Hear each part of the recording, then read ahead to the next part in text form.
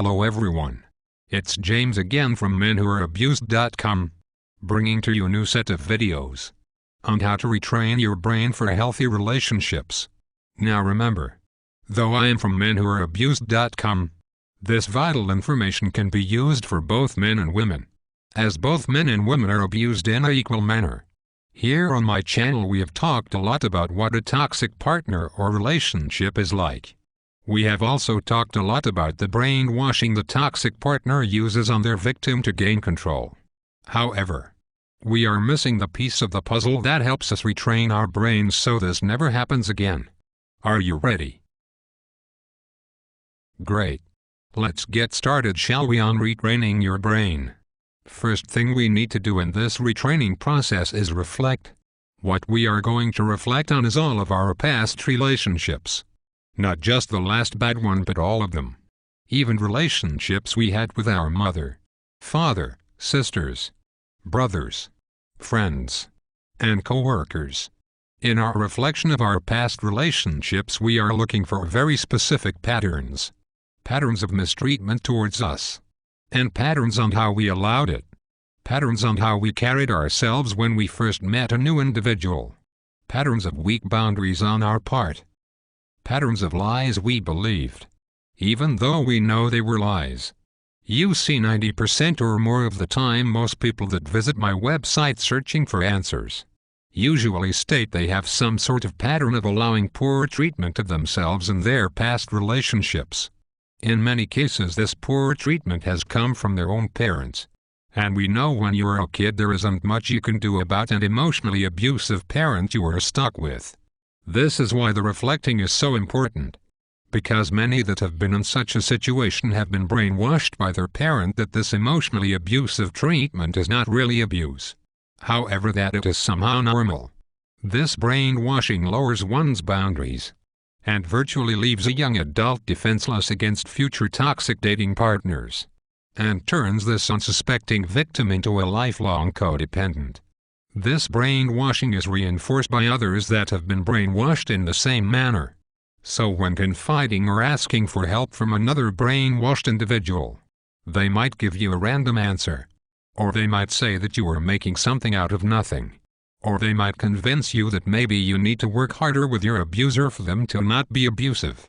All of these things pushes one deeper and deeper into a brainwashed state, to where they stop doing a very important and fundamental thing. This fundamental thing I speak of is called reflecting. If you stop reflecting, you stop comparing situations to one another. If you stop doing that, you lose your most important survival reflex. We call it your gut instinct, or gut reflex feeling.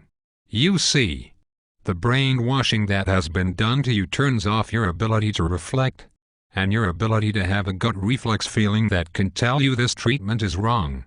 So when you meet a new dating partner, and this new person is coming on super strong, and is making you feel pleasure in all the correct spots in your brain, we become virtually defenseless to see this treatment as that it is too good to be true, and to have a gut instinct that it is most likely a trap.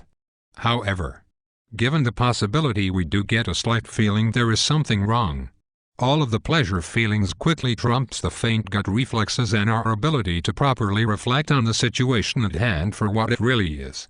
Then the honeymoon phase ends, and this toxic partner gives us a dose of emotional abuse.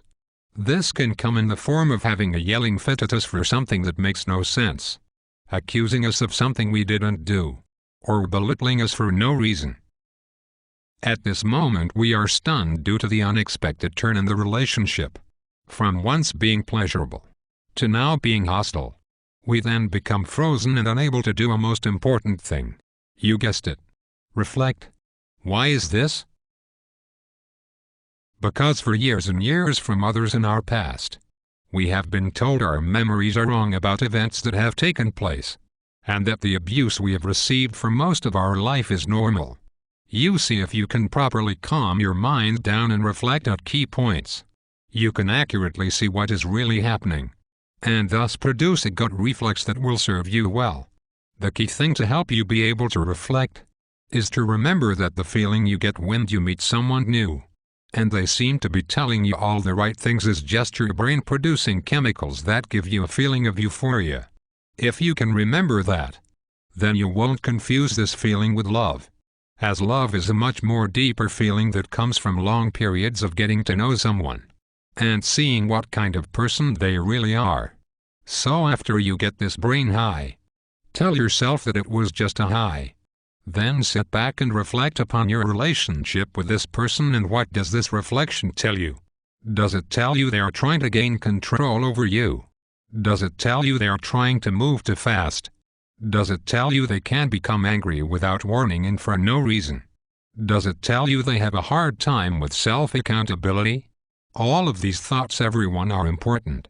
When you take the quiet time to calm your brain to think and reflect, without this time to calm your brain down from highs and lows so you can reflect, you will no doubtly blindly move from one bad relationship to another without knowing why.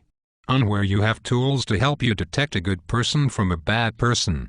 But because you were at some point in your life programmed to not think, and to just be led along a path any time a slick-talking dating partner enters your life, you are taught your gut feeling is wrong. However, every person I have talked to that had such problems did not know why this happened to them.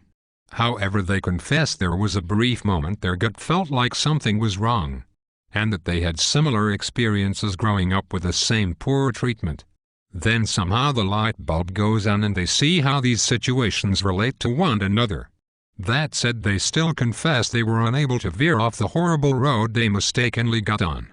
They just kept going right down that dark path to a toxic relationship because they did not give their brain the correct time to reflect and to carefully compare their thoughts to prior encounters in their life.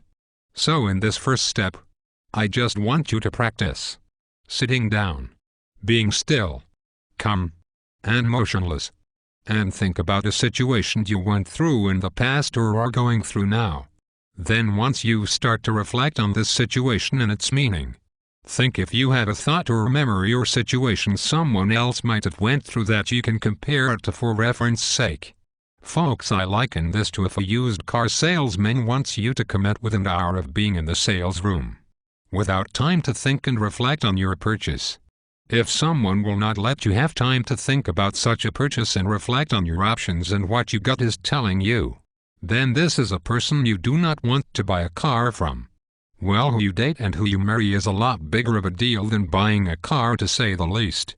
At every step and juncture of the relationship, you need to clearly think about what is happening and what you feel in your heart and soul about things. Simply put, what is your gut telling you? So every day this week, take 30 minutes to think, reflect, realize, and understand your situation. Practice makes perfect.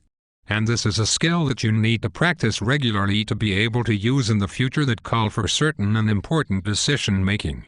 Remember one thing: it is better to be wrong on your gut feeling with someone you have just met and let them go, than to be wrong and keep them for a lifetime of misery and pain. You have to trust that you will find the best gems in life. But in order to do so, you might have to discard a bunch of fake plastic stones that are painted a brilliant yet fake color. Keep practicing, and we'll be back shortly with a part 2 in this discussion, where we will dig a little deeper and retraining your brain for successful relationships. Take care, and bye for now.